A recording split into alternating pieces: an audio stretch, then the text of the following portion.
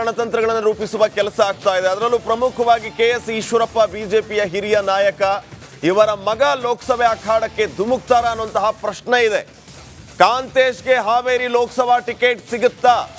ಹಾವೇರಿ ಲೋಕಸಭಾ ಕ್ಷೇತ್ರದಲ್ಲಿ ಈಗಾಗಲೇ ಸಕ್ರಿಯವಾಗಿ ಓಡಾಡ್ತಾ ಇದ್ದಾರೆ ಕಾಂತೇಶ್ ಕೆಲಸ ಮಾಡ್ತಾ ಇದ್ದಾನೆ, ಜನಾಶೀರ್ವಾದ ಇದೆ.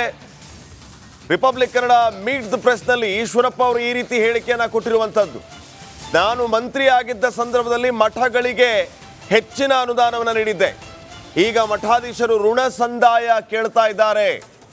ಕಾಂತೇಶ್ ಸ್ಪರ್ಧೆ ಮಾಡಿದರೆ ಗೆಲ್ಲಿಸ್ತೀವಿ ಅಂತ ಮಠಾಧೀಶರು ಹೇಳ್ತಾ ಇದ್ದಾರೆ. ಕಾಂತೇಶ್ಗೆ ಟಿಕೆಟ್ ಸಿಕ್ಕರೆ ಗೆಲ್ಲೋದು ಪಕ್ಕ ಅಂತ ಈಶ್ವರಪ್ಪ ಅವರು ಭವಿಷ್ಯ ನುಡಿದಿದ್ದಾರೆ. ಅಲ್ಲಿಗೆ ಒಂದು ಅಭ್ಯರ್ಥಿ ಆಯ್ಕೆಯನ್ನು ಖಾತ್ರಿ ಮಾಡಿಕೊಳ್ತಾ ಇದ್ದಾರೆ. ಟಿಕೆಟ್ ಕೊಟ್ಟರೆ ನಮಗೆ ಗೆಲುವು ಅನ್ನೋದನ್ನು ಕೂಡ ಈಶ್ವರಪ್ಪ ಅವರು ಖಾತ್ರಿ ಮಾಡ್ತಾ ಇದ್ದಾರೆ.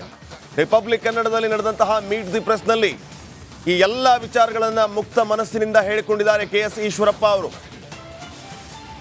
ಈಗ ಕಾಂತೇಶ ಕೊಡಬಹುದು, ಅವನಿಗೆ ಯಾಕೆ ಕೊಡಲೇಬೇಕು ಅಂತ ನಂದಲ್ಲ. ಅವನು ಅಪೇಕ್ಷೆ ಪಟ್ಟಿದ್ದಾನೆ, ಓಡಾಡಿದ್ದಾನೆ. ಆ ಭಾಗದ ಎಲ್ಲ ಜನರು ಕೂಡ ಇಷ್ಟಪಡ್ತಾ ಇದ್ದಾರೆ. ಅಲ್ಲಿರೋ ಸಾಧು ಸಂತರು ಅಷ್ಟೂ ಜನನು ಹೇಳ್ತಾ ಇದ್ದಾರೆ. ನಾನು ಮಂತ್ರಿ ಆದಂಥ ಸಂದರ್ಭದಲ್ಲಿ ನನಗೆ ಹೇಳ್ರಲ್ಲ, ಹಿಂದುತ್ವ ಅಂದ್ರಲ್ಲ, ಎಲ್ಲ ಹಿಂದುಳಿದ ಮತ್ತು ದಲಿತ ಮಠಗಳಿಗೆ 1 ಕೋಟಿ 2 ಕೋಟಿ 5 ಕೋಟಿ ಹಣ ಕೊಟ್ವಿ. ಸರ್ಕಾರದ್ದು ಹಣ. ಯಾಕೆ? ಸರ್ಕಾರ ಮಾಡೋಂಥ ಕೆಲಸ ಮಠಗಳು ಮಾಡ್ತಾ ಇದೆ. ವಿದ್ಯಾಶಾಲೆ ನಡೆಸ್ತಾ ಇದ್ದಾರೆ, ಅದೇ ರೀತಿ ಆಸ್ಪತ್ರೆಗಳು ನಡೆಸ್ತಾ ಇದ್ದಾರೆ, ಬಡ ಮಕ್ಕಳಿಗೆ ವಿದ್ಯಾಭ್ಯಾಸ ಹೇಳ್ಕೊಡ್ತಿದ್ದಾರೆ. 1 ಕೋಟಿ 2 ಕೋಟಿ 5 ಕೋಟಿ ಕೊಟ್ಟಿದ್ದಾರೆ. ಆ ಮಠಾಧೀಶರೆಲ್ಲ ಹೇಳ್ತಿದ್ದಾರೆ, ನಿಮ್ಮ ಮಗನ ನಿಲ್ಲಿಸ್ರಪ್ಪ, ನಿಮ್ಮ ಋಣ ನಾವು ತೀರಿಸ್ಬೇಕು ಅಂತ. ನಾನು ಅದಕ್ಕೋಸ್ಕರ ಹೇಳಿದೆ, ಋಣ ಅಲ್ಲ, ನಮ್ಮ ಡ್ಯೂಟಿ ನಾವು ಮಾಡಿದ್ದೇವೆ. ನಿಮ್ಮ ಮಠಗಳಿಗೆ ದುಡ್ಡು ಕೊಡಬೇಕು ಅನ್ನೋದು ಸರ್ಕಾರದ ಅವಕಾಶ ಇದೆ, ಮಾಡಿಕೊಟ್ಟಿದ್ದೀವಿ. ಹಾಗಾಗಿ ಅವನು ಚುನಾವಣೆ ಸ್ಪರ್ಧೆ ಮಾಡ್ತಿದ್ದಾನೆ. ಖಂಡಿತ ಅವನಿಗೆ ನಾವು ಗೆಲ್ಲಿಸ್ತೀವಿ ಅನ್ನೋಂಥ ಮಾತನ್ನು ಮಠಾಧೀಶರೆಲ್ಲ ಹೇಳ್ತಿದ್ದಾರೆ. ಟಿಕೆಟ್ ಕೊಟ್ಟರೆ ಅವನು ಕಂಟೆಸ್ಟ್ ಮಾಡ್ತಾನೆ, ಗೆಲ್ತಾನೆ.